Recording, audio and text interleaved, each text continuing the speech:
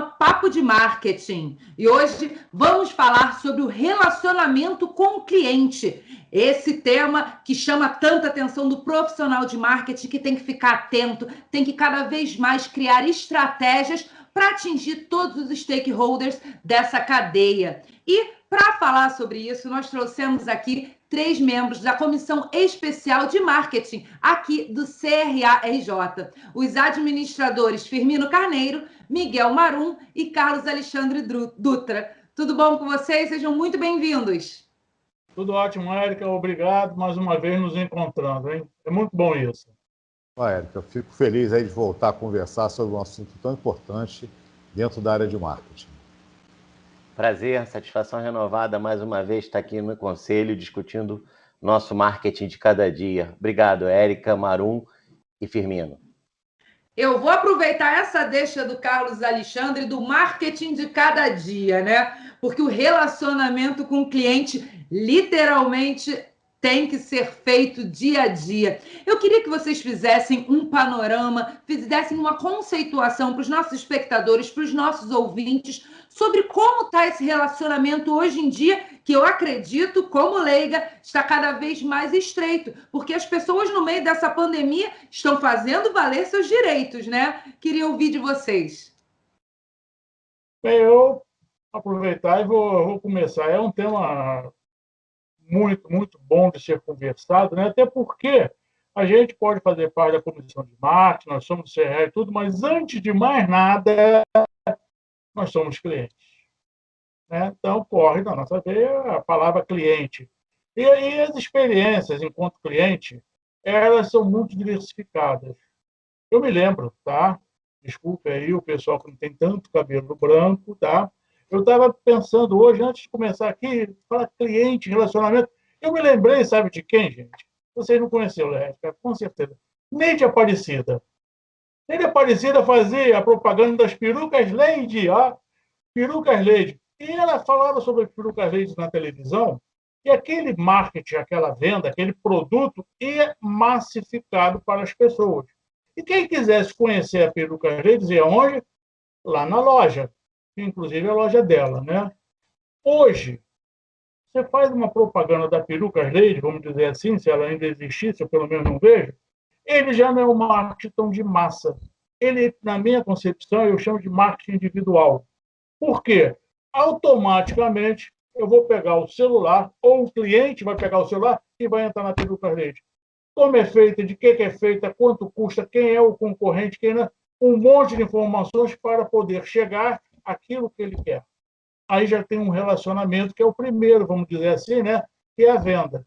E depois nós vamos ter o produto, a venda, o pós-venda, que esse aí é a grande nó que nós temos. Então, hoje o relacionamento do cliente, para mim, ele está nesse contexto, tá? O produto feito, a venda, o pós-venda e, para finalizar com chave de ouro, essa cadeia, nós temos a fidelização. Eu não vou mais entrar na internet para procurar mais nada, eu estou fidelizado àquele produto que eu comprei. É por aí que eu enxergo para a gente começar o nosso papo, tá? Gostariam de complementar, ou eu posso dizer que, apesar de não ter visto o anúncio da Perucas Lady, é sempre um case, né, na faculdade de comunicação. Né, falar desse anúncio da Perucas Lady foi um marco realmente na televisão brasileira. O Firmino tocou agora nesse ponto do pós-venda. Vocês acreditam que hoje é o gargalo do relacionamento com o cliente no Brasil? Como é que vocês veem isso? Hoje e sempre, Érica, porque essa atenção, o conhecer, né, o cliente, o que ele consumiu e saber que ele poderá voltar, é fundamental. Mesmo você tendo ferramentas como CRM, Big Data, que podem te auxiliar, muitas das vezes não são bem utilizados. Então, a manutenção do cliente, né? E aí entra a fidelização e a indicação que ele vai fazer positiva para as pessoas é muito importante, né? E o além da fidelização, eu chamo de lealdade, né? Nós temos a lealdade à marca. Porque a fidelização você está tendo alguma vantagem, a lealdade não. Então, eu lembro da minha avó, que nunca usou peru Carleides, não precisou, mas a lista de mercado dela, até hoje eu sei qual é a marca do açúcar, a marca do macarrão, e ai de mim que se comprasse outra marca, né? Então, aí a gente também está falando de lealdade. Por quê? Porque gostava do produto, certo? Quer dizer, eu acho que quando o marketing era muito incipiente, não se tinha essa questão, eu acho que tinha mais respeito ao consumidor, sinceramente. Eu acho que a gente está indo para trás. Vocês concordam? Acham que está havendo um retrocesso nesse sentido? Hoje em dia, as pessoas já não são tão fiéis ou tão leais, como disse o Miguel, aos produtos. Quem oferecer melhor leva. Como é que vocês acham que está esse momento? Eu tomo a palavra para dizer que um produto sem uma marca, ele não é um produto, é só um item, né? Mas cabe fazer uma contextualização para a gente entender que há um discurso de migração do relacionamento para o relacionamento entre o homem e a máquina, né? E aí o item sai da minha mão e entra a imagem do item. Mas eu não devo esquecer em momento nenhum que a gente ainda tem fortemente um comportamento de compra baseado na experimentação. A gente teve a oportunidade de falar isso aqui em outro encontro. As pessoas experimentam, tanto que a maioria dos depoimentos que você vai ouvir sobre o relacionamento duradouro ou relacionamento curto são baseados em experimentações, sejam elas experimentações no ponto de encontro, no local da compra, seja ela a experimentação a partir do encontro dessa pessoa no consumo do item em si, né? Então, quando a gente fala disso, a gente não pode dissociar a experiência que a pessoa tem no consumo dela, como aquilo é para ela em relação ao produto, em relação ao local, e tudo aquilo que acerca esse momento de compra do resto. Então, no momento que a gente está discursando muito para digitalização, a gente tem que tomar muito cuidado que o digital muitas vezes é um canal, é um veículo de distribuição de alguma coisa. Mas eu tenho uma experiência com a marca, eu tenho uma experiência com a venda, eu tenho uma experiência com o vendedor, eu tenho uma experiência com a loja que eu piso, né? Ninguém entra numa padaria para comprar pão sem cheiro de pão. O cheiro de pão é fundamental, porque aquilo é experiência, né? Então, a experiência de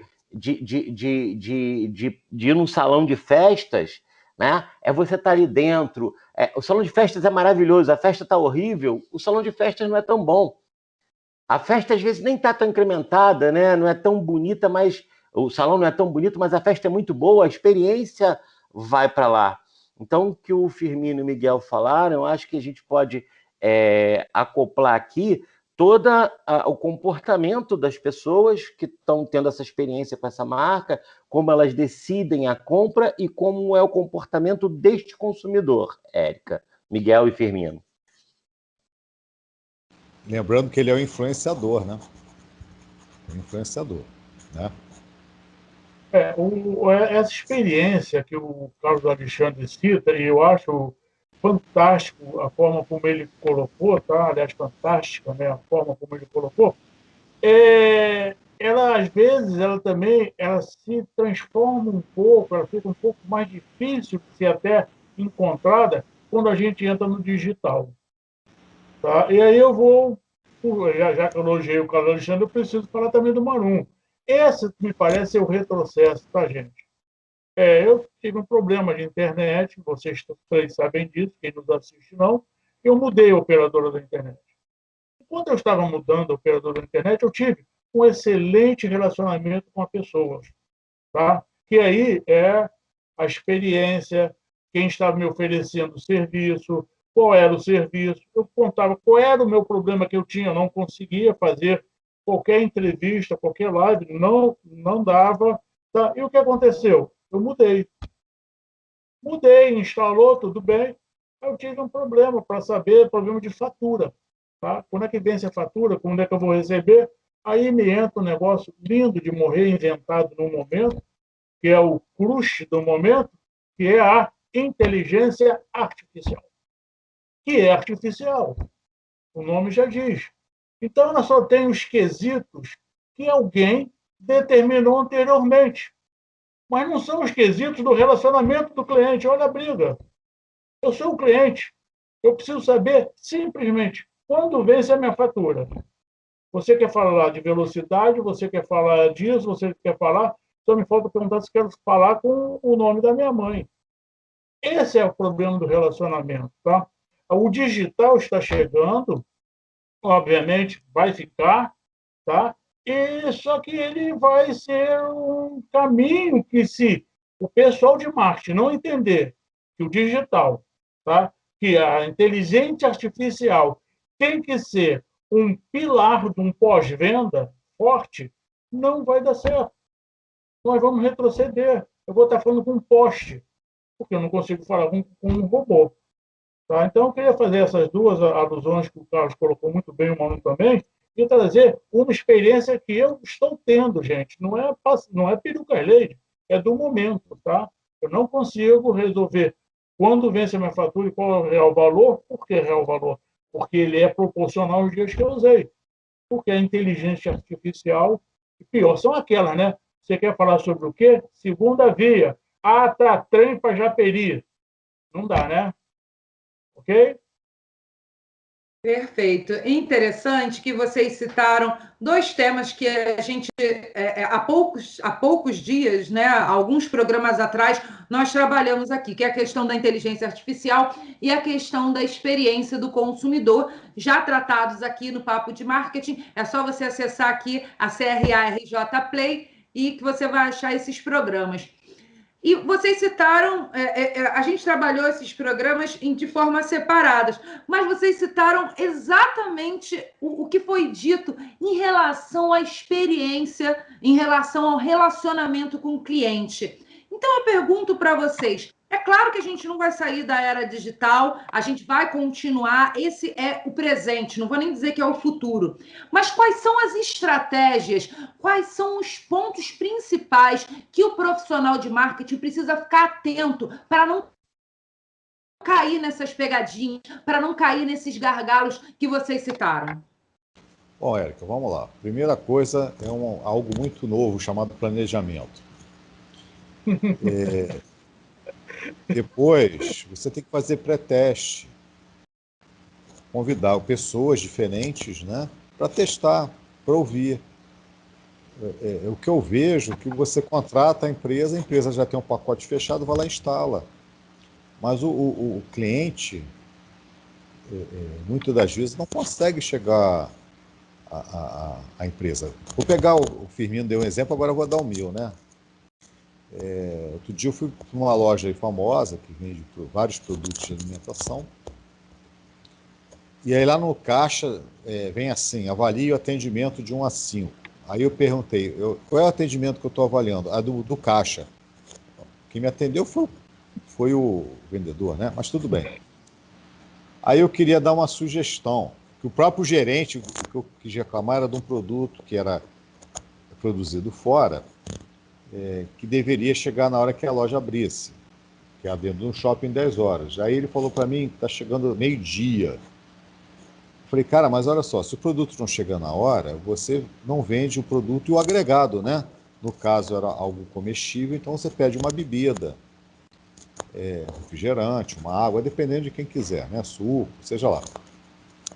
Que é uma burrice, né? Porque você está deixando de vender alguma coisa agregada e, consequentemente, você está lá olhando, pode comprar mais coisas. Aí eu pedi o telefone. Não consegui falar, desisti. Então, o que adianta você ter isso e não funciona? O problema está nisso, no planejamento, nos testes e na verificação, no controle. Não fazem, não verificam. Então você acha que quem contratou o dono da empresa está achando que está tudo lindo. Não está, está péssimo. Entendeu? Eu complemento aí o Marum. Quando eu estava fazendo as minhas aulas, tá, fazendo a minha parte de professor, de marketing, inclusive, os meus assessoramentos, eu tinha uma sigla, RNC. O que é RNC? Real necessidade do cliente. Ora, se eu vou fazer um exame de sangue num laboratório às 6h30, a minha necessidade, além do exame de sangue, é tempo. Eu quero ser o primeiro a ser atendido. Então, a minha necessidade é tempo. Aí o laboratório abre 6h30 as portas, as atendentes vão ligar o computador. Então, você é atendido no primeiro atendimento às 6:50. A minha real necessidade não está atendida. Eu perdi 20 minutos porque a máquina não estava pronta. Uma pessoa que vai comprar um fogão, a real necessidade dela, às vezes, não é fazer comida no fogão. É um status. Ela precisa demonstrar para a sua família, para os seus vizinhos, que ela é capaz de ter um fogão de 6, 7 bocas, se é que existe 7 bocas. Quando ela e o filho, era o esposo, bastavam de 4. Esse é o gargalo que a gente está falando, tá? Quando a gente fala, Érica, da inteligência artificial, da outra citação, da experiência que o Carlos falou, isso é uma coisa altamente mutável. A real necessidade do cliente, ela modifica. Isso só é descoberto onde, gente? Num relacionamento perfeito.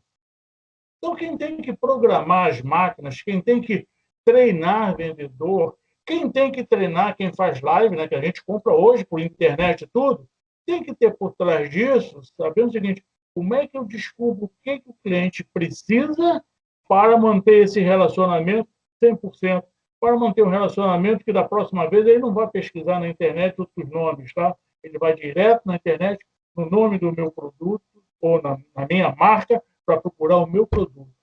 Tá? Eu gostava muito disso, tá? Real necessidade do cliente. Para tentar puxar, eu estou com duas pessoas que são excelentes para trazer os exemplos, porque vivem isso com um olhar diferente, né? E que são usuários, além de ser entendedores de marketing, também são usuários. Então, são ótimos para trazer esses exemplos. Eu vou puxar para um outro lado, então, e vou falar... A gente tem um termo que se usa no meio jurídico, uma porção de outros lugares administrativos, que chama termo de ajuste de conduta. Né? E ajuste de conduta é baseado em comportamentos. E aí agora eu vou tentar explicar por que você lembrou tanto de outros papos que a gente já teve.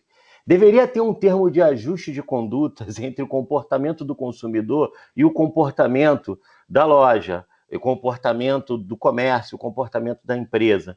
Eu estou até escrevendo um artigo sobre isso e achando interessante o seguinte, o comportamento do consumo, normalmente, ele está baseado na busca, como o Fermino trouxe, a partir do reconhecimento de uma determinada necessidade que o cara vai atrás. E ele parte de 2 padrões, uma busca interna e uma busca externa. Essa busca externa, normalmente, ela vem olhando os profissionais de marketing, o trabalho deles, a televisão, mídia, grande mídia, hoje em dia a internet, e uma busca interna, que está baseada na minha memória. Né? Então, essa minha memória é o que junto com a imagem que a marca me traz, é o que vai ajudar a como eu olho uma exposição, a atenção que eu dou, a maneira como eu compreendo aquela exposição que é feita para mim, a aceitação que eu tenho sobre aquele produto, item, tudo isso, e a própria retenção. Né? Essa busca que me faz ter um comportamento de pré-compra, compra, consumo e pós-consumo, que é o momento, então, que eu vou entender se eu estive satisfeito ou não. Se eu estive satisfeito, e aí isso está ligado a influências que eu tenho, a culturais e individuais e tudo mais, e se eu uso e descarto, e se eu estou insatisfeito. Né? E aí, se eu estou insatisfeito, eu busco de novo a mídia externa para entender ou revisito minhas memórias. Isso é como um comportamento de consumo, mas o comportamento também interno, por isso o ajuste de conduta, está baseado muito na experiência de um dono. Ninguém entende um cliente melhor do que o dono de um negócio. Se eu estiver falando de um comércio local, então, que o cara nasceu, cresceu, a gente costuma brincar, dizer que o cara sujou a fralda na loja, né? Ele veio de dentro da loja. A briga da família em casa, domingo de manhã, no café da manhã, era por causa da loja. Ninguém vive melhor aquilo do que esse cara. A grande dificuldade é quando ele vai transferir isso para o comportamento dos funcionários. Então, por isso que é importante também, por isso o ajuste de conduta do comportamento, é que a gente tenha um processo dentro das lojas, dentro do comércio, dentro de quem trabalha com marca e produto, que consiga fazer entre uma ponte, né? Entre o que foi idealizado pelo dono, que não vai estar ali 24 horas por dia ao longo de toda a geração de negócio, e o que a equipe de operação sabe que é possível, porque nem sempre que está na cabeça do dono é possível fazer no dia a dia. A gente torna alguma coisa aqui no meio que seja possível de ser feita, que as pessoas creiam naquilo. Isso alimenta a cultura da organização. E aí aqui nasce uma figura que eu botei no meu artigo, que eu acho que é interessante, é a figura da gestão do capricho, sabe, Érica? Eu acho que é tudo capricho, sabe? Devia ter, ao invés de ter gestor de isso, gestor daquilo, devia ter gestor de capricho. Gestor do capricho é aquele cara que diz assim, putz, a gente está caprichando, porque o dono, eu não estou falando do patrão, tá? Patrão e dono não são a mesma coisa. Eu estou falando do dono, né? O patrão às vezes até atrapalha, mas o dono, ele tem uma visão muito especial de tudo. Então, aquele capricho que o dono tem, eu deveria ter alguém olhando para isso, né? Porque quando a cultura mexe, e aí por isso eu estou falando no termo de ajuste de conduta, quando a cultura mexe para uma cultura de capricho, a atitude desse capricho é fundamental. E ainda te digo mais, quando a cultura está alinhada para o capricho, quando as pessoas não são caprichosas, isso pesa no clima da instituição. As pessoas começam, dentro da empresa, a ficar insatisfeitas. E a gente sabe que o clima é uma coisa pesada para mudar comportamento, para a gerência da mudança, para a gestão da mudança. Então, eu acho que se a gente pudesse ter um termo de ajuste de conduta entre essas duas áreas, a gente até conseguiria entender melhor a influência do marketing na gestão de pessoas e da gestão de pessoas no marketing, quando eu estou falando desse momento, que é o momento da compra, venda e pós-venda. Eu só vou discordar de você uma coisa. Você deu o caso aí de uma loja, que a família e tudo, mas às vezes você precisa ter um olhar externo fora da caixinha. Tá? Alguém tem que mostrar que determinadas coisas não são percebidas da forma que a pessoa que está oferecendo percebe, ou acha que deve ser, né? Até porque cada cliente é um cliente, né? Todos pensam iguais. Mas vou dar um exemplo de uma coisa massificada. Essas lojas self-service, que você não tem vendedor. Eu ganhei de presente uma blusa, quando eu olhei de onde era, eu falei, putz, isso não é presente, isso é castigo. Por quê? Não. Tu vai na loja, tu não sabe ver o preço do presente que você ganhou. Começa por isso. Não tem lugar para você ver o preço. Aí você fica naquela. Muito bem. Aí pede para um, consegui achar uma viva alma dentro da loja, fui para tal setor que funcionava, para o outro não funcionava o sistema, consegui ver o preço. Gente, aí tu vai para a fila. Aí é a minha desgraça, cara. Quando eu vou para esses lugares e vejo fila, eu me arrepio. Né? Eu tenho pavor de fila. E aí você vê que não é uma loja, é uma rede de lojas, somente essas self-service, que é padrão ter fila. Cara. É padrão. Né? Algumas das pessoas... Tem gente que acha que é chamariz de cliente, fila. Eu não sei, dizem que pessoas de idade, né, da época da peruca Leite, gostam de fila para ficar conversando, eu não sei. Eu realmente não gosto de fila, eu detesto fila. Evito. E uma dessas lojas, ainda tem lá no final, você dá uma opinião, né? Está muito satisfeito, muito satisfeito. Eu até assisti, alguns anos atrás, um evento internacional que o presidente da loja estava falando sobre isso. Só que você marca lá, estou muito satisfeito. Beleza, mas por que o Miguel está muito satisfeito? Ninguém sabe. Estou muito insatisfeito. Também ninguém sabe. Aí eu o gerente da loja manda lá algum familiar ficar perto do botão apertando muito satisfeito, né? Porque vão analisar o gráfico e nem sempre vai ser a realidade. Então eu tenho muito medo disso, entendeu? Voltando à outra loja que eu dei exemplo, está lá no caixa, aperta muito satisfeito.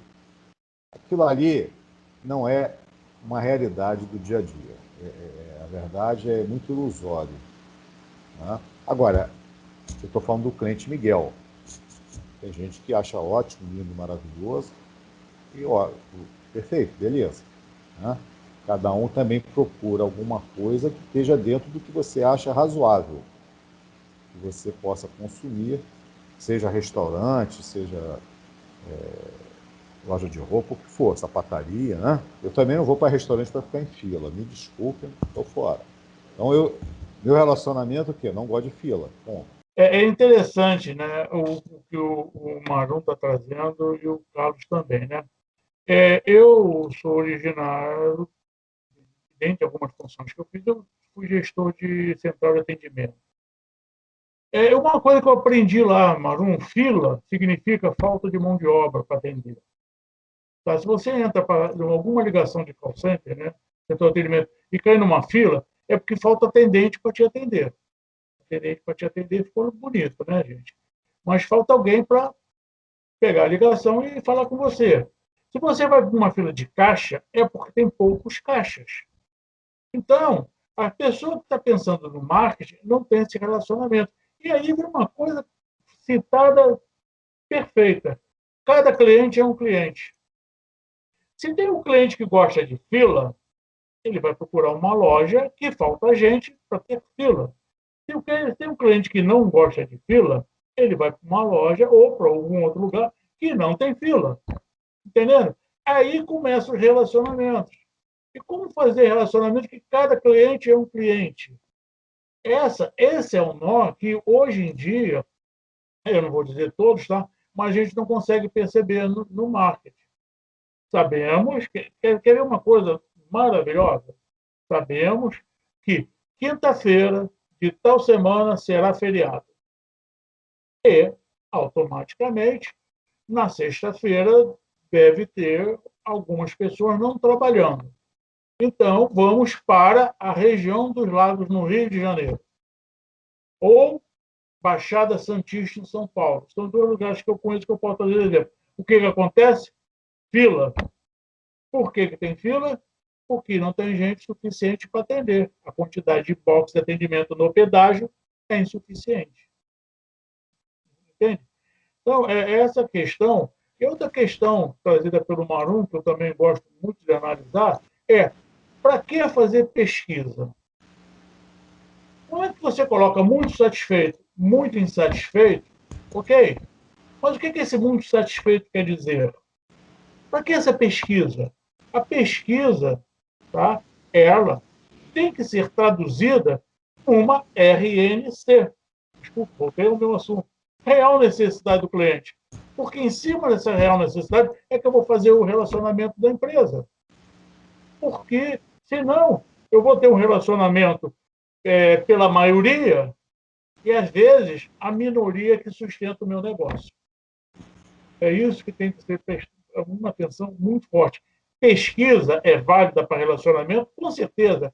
Mas para que pesquisar? Quem são meus clientes? O que eles querem? O que eles precisam? Que relacionamento? Como é que eu fidelizo? Como é que eu retenho? Eu só quero saber se é muito satisfeito ou insatisfeito.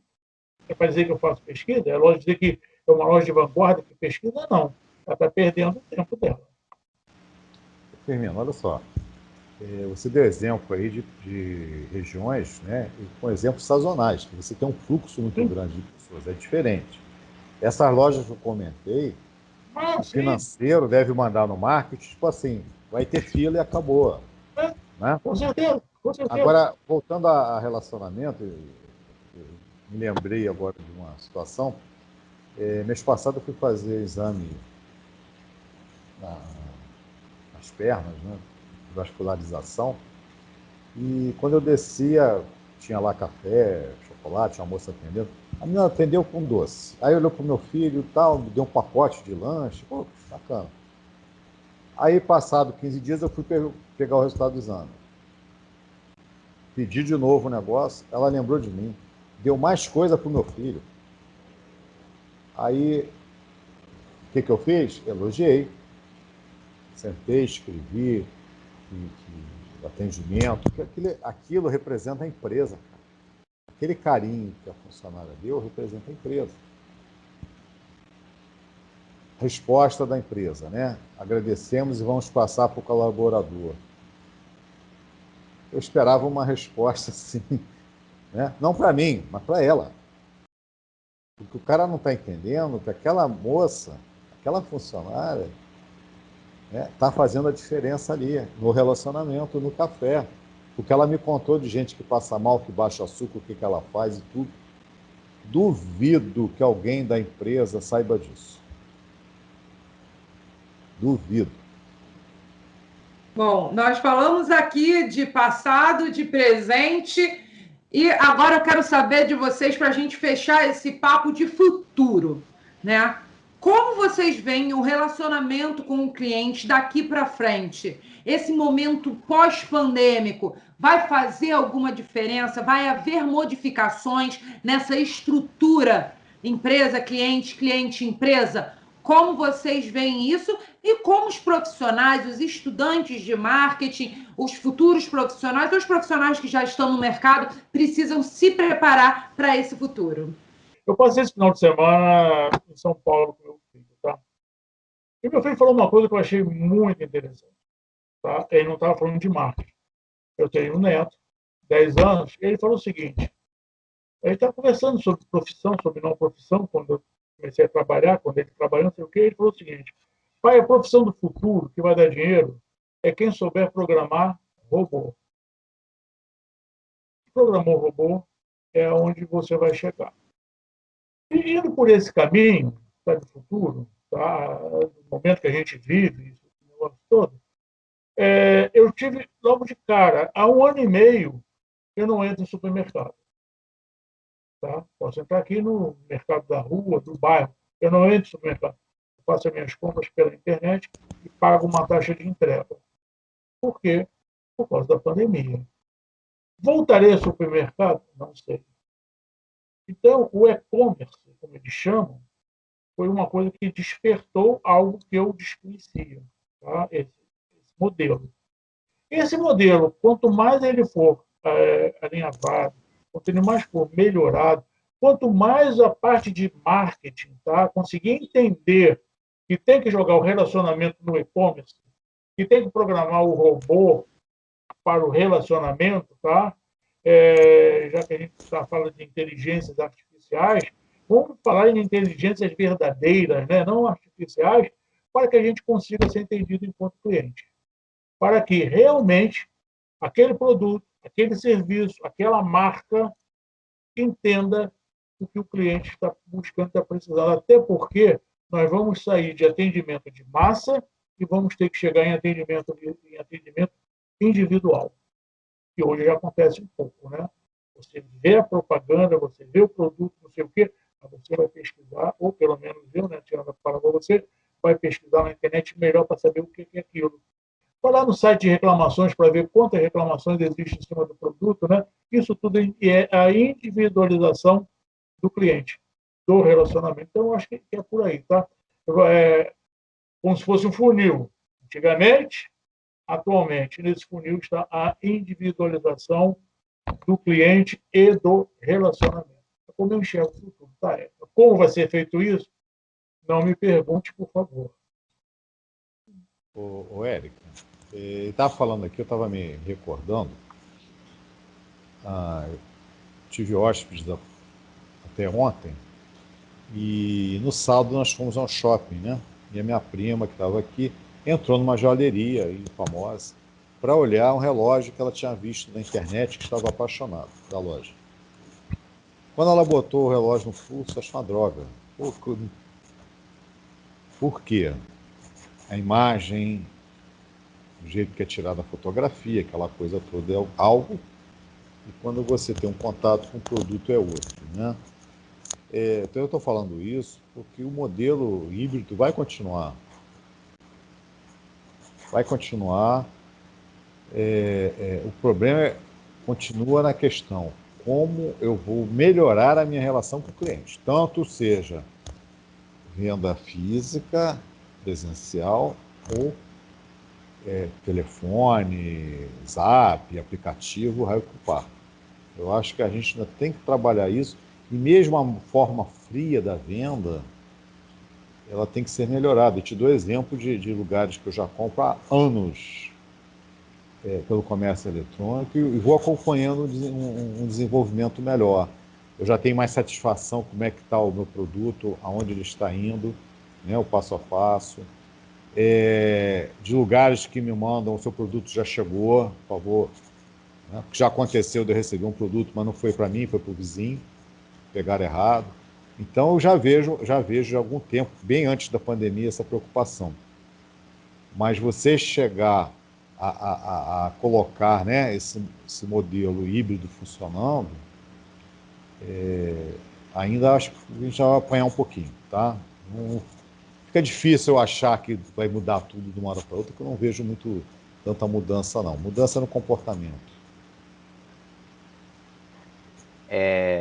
Tentando acoplar alguma coisa aqui também nessa discussão do Firmino e do Miguel, trazendo as duas ideias, né, tanto digital como o chão de uma loja e comportamento e tudo, ficou muito claro para mim, principalmente agora nesse encerramento dos dois colegas, que aquela ideia que eu trouxe do capricho, ela é fundamental. Às vezes a pessoa acha que quem tem o vendedor é que vende, que comunica, né? Não, comunicação é comunicação. Quem faz comunicação é a comunicação da marca, né? O vendedor, ele é um facilitador daquelas experiências. E aí ele perde na fila do caixa o cliente, porque as pessoas já esquecem que a venda, via de regra, ela só termina quando eu estou pagando a fatura do cartão de crédito. Até eu pagar a fatura do cartão de crédito, porque é o último momento da tristeza final, que é quando eu estou pagando aquela compra, não é verdade? Então, até ali eu ainda estou na venda. E essa experiência ela é fundamental para o que a gente chama de recorrência em marketing, que é o retorno do cara. E quando a gente fala de capricho, 3 coisas são importantes aqui para a gente ter na cabeça. Essa atitude depende de 3 coisas: de capacidade de aprender e avaliar o que é o meu cliente, qual é o comportamento e como eu avalio como é que foi essa entrega para ele. Em outras palavras, a gente chama de cognição, quer dizer, como é que a gente aprende nesse comércio, nessa loja, seja ele digital ou não. O afeto, que é a capacidade que eu tenho de sentir e colocar no lugar dele, sentir como ele sente e ter as emoções dele, porque o afeto está ligado a 2 coisas, a emoção e a sentimento, que são coisas diferentes, né? Uma é contextualizada de curto prazo, outra não é contextualizada, são coisas diferentes. E a terceira é o comportamento, que é a capacidade que eu tenho de agir. Então, enquanto eu não entender que essas 3 coisas modificam a minha atitude em todo o processo, desde o momento de comunicação do que eu vou vender, o que eu vou oferecer, até o momento que o cara está pagando o cartão de crédito dele, nesse processo todo, eu perco essa coisinha tão pequenininha chamada capricho, e que às vezes a gente até tem muito no começo, nos começos dos negócios, e que depois a operação diária vai massacrando. Então, o capricho é estratégico para uma organização. Então, se você me pergunta o que eu acho que vai ter para o futuro, eu acho que é uma volta. Ficou claro isso na fala do Firmino, né? Eu estou quase que começando a atender ponto a ponto, de novo como meus avós eram atendidos. O seu Satiro, não vou esquecer o nome dele, que era o cara do Aipim, chegava aqui na casa da minha avó: Dona Laís, a senhora hoje vai querer o quê? Vai ser quanto? Vai ter esse capricho que ele tinha de atender a minha avó, e que quando a gente cresceu, ele foi massificado, a gente perdeu esse contato. Eu acho que esse capricho vai ter que voltar. Só que agora ele não vai voltar mais para um comércio pequenininho. A gente vai ter que processualizar para isso voltar em cada um dos envolvidos no atendimento. Essa é a minha opinião. Carlos, olha só, você falou uma coisa importante. Eu lembro da época do meu bisavô, o seu Manel, ele ia na quitanda, meu bisavô deixava a lista, o seu Manel viu aquela caixa de maçã, né? era muito importante. E antes de ter os supermercados, tinham os mercados, né? Que o cara ficava no balcão, pegava as coisas para você. Né? Dependendo das vezes que você ia, até já sabia o que você queria, né? Entendeu? Então, eu acho que tem que saber, né, adaptar esse modelo aí, antigo, para hoje. Acho que o caminho é esse. Né? Como toda tecnologia, não se consegue. Só para terminar, antes de você me matar, eu constantemente tenho que fazer exames de sangue para verificar a glicose, essas coisas todas. Eu fico doente porque todos os laboratórios, todos que eu já fui, você apanha. Tá? O último, eu entrei 7 horas, abriu, eu era o primeiro da fila, fui o primeiro a atender. Eu saí 7h40. Por quê? Eu já levo impressa a relação de remédios para ganhar tempo. Os sistemas que eles usam, cada laboratório tem o seu e cada plano de saúde tem o seu, para piorar, é um tal de papel carimba e imprime e assina e digitaliza. Eu fico olhando aquilo, meu Deus do céu. Se eu já venho aqui pelo meu CPF, o cara já tem a maioria das informações. E aí, para piorar, eles mandam os resultados para o cliente e para o médico. Mas não manda para o médico a curva, né? Tendência que aumentou, diminuiu. Quer dizer, eles não facilitam a vida das pessoas e com esses processos todos perdem um dinheirão por tempo. Né? Então, acho que a gente tem que andar muito mesmo, mas usar o modelo lá da quitanda do seu Manuel. Bom, gente, infelizmente, eu sei que a gente ainda tem muita coisa para falar sobre isso. Eu adorei essa tendência do círculo, né, de retorno, né, mesmo que seja um retorno individualizado em meio à massa, por mais antagônico que seja isso, mas convido já vocês para um novo papo de marketing para a gente falar sobre isso, para a gente discutir essa correlação individual no meio da massa. E agradeço muito a presença de vocês mais uma vez aqui no Papo de Marketing. Firmino, Miguel, Carlos, muito obrigada. Sempre disponível. Obrigado a você, Érico. Uma grande satisfação renovada, um prazer estar aqui com os colegas discutindo isso. Obrigada. E vocês que acompanharam a gente até aqui, já sabem, quer falar sobre marketing, quer aprender sobre marketing, é aqui, no Papo de Marketing. Eu te espero no próximo programa. Tchau, tchau.